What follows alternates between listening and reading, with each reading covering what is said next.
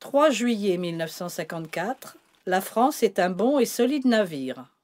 Ce matin, à Orly, les premiers grands blessés de Dien Bien Phu sont arrivés sur le sol français, rapatriés par un service aérien spécial établi au-dessus du Pacifique et de l'Atlantique par l'aviation de transport américaine.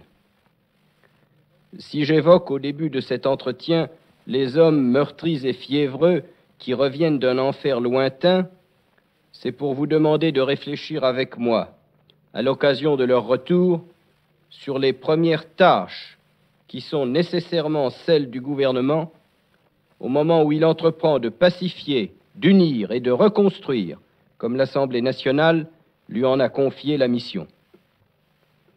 Les conséquences de certaines erreurs ou de certains revers ne s'arrêtent pas le jour même où la volonté politique change. Les conséquences des erreurs et des revers passés continuent de se développer encore pendant un certain temps. Le meilleur médecin ne peut vous fournir des remèdes instantanés. Ce que vous attendez de lui avant tout, ce sont des remèdes efficaces.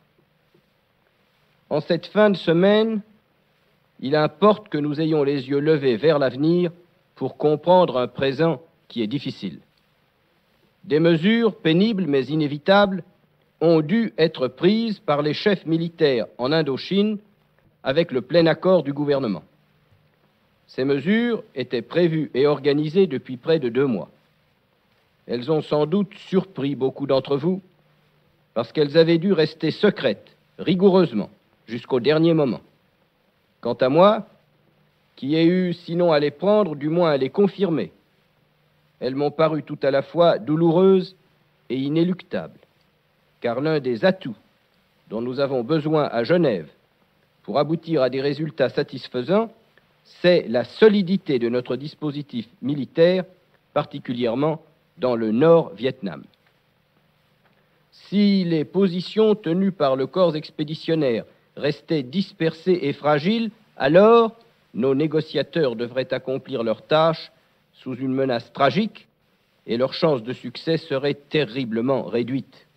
Si au contraire, des mesures militaires sont prises pour qu'au cas d'un échec des négociations, nous soyons en état d'affronter dans les meilleures conditions possibles le combat qui nous serait imposé, alors c'est avec sang-froid, méthode et résolution que nous pouvons affirmer notre position diplomatique à Genève et nous y tenir. Ainsi, la concentration de nos forces qui vient d'être exécutée dans le Delta permettra à notre délégation à Genève de négocier en conformité avec notre politique, sans être dominée et presque paralysée par une menace grave et immédiate pour la sécurité de notre armée. Demain dimanche, j'ai prévu une séance de travail avec le général Koenig, ministre de la Défense nationale, et nos chefs militaires. Au cas où des mesures nouvelles s'avéreraient nécessaires, nous les prendrions sans hésiter, car il ne saurait être question pour la France, j'en ai pris l'engagement, d'accepter une capitulation. Mais si nous savons montrer sans équivoque à nos adversaires que notre désir de paix dont ils ne peuvent pas douter s'appuie sur une ferme résolution de faire face s'il le faut, je suis convaincu que nous parviendrons à nos fins, un cessez-le-feu honorable et dans le délai prévu. À ce sujet, je crois utile de vous dire exactement où nous en sommes. En entendant ou en lisant certains commentaires, je suis parfois porté à croire que dans l'esprit de beaucoup, le cessez-le-feu en Indochine est pour ainsi dire une affaire réglée. Il y a 15 jours déjà, certains disaient sans en rien savoir que l'accord était acquis. D'autres pensaient ingénument ou insinuaient non sans arrière-pensée que j'avais personnellement un règlement en poche. Rien de cela n'est vrai, bien évidemment. Quand ce gouvernement a pris le pouvoir, il avait en perspective une négociation compliquée et difficile. Dans la première semaine, des progrès ont été réalisés. Dans la seconde, les choses n'ont pas marché aussi bien, je le dis franchement. Un optimisme aveugle n'est donc pas de mise, Mais les raisons d'espérer ne manquent pas, et je reste persuadé que dans une discussion qui, certes, n'est pas à la veille d'être terminée, la paix aura le dernier mot. Dans le même temps que nous négocions à Genève et que l'Indochine reste au centre de nos préoccupations, d'autres problèmes, vous le savez, nous assaillent, jour après jour.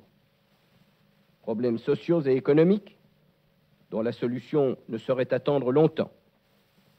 Problèmes graves et pressants au Maroc et en Tunisie, où s'impose à bref délai à la fois le rétablissement de la sécurité et de réelles mesures constructives. Questions délicates aussi et difficultés inévitables quand approchent les décisions européennes dont M. Spaak est venu m'entretenir à Paris mercredi dernier. Des événements si divers qui se sont succédés à une cadence rapide dans ces derniers jours, vous avez sans doute recueilli l'impression que l'homme qui est à la barre doit naviguer sur une mer agitée et que le navire est secoué. Cette image correspond bien à la réalité.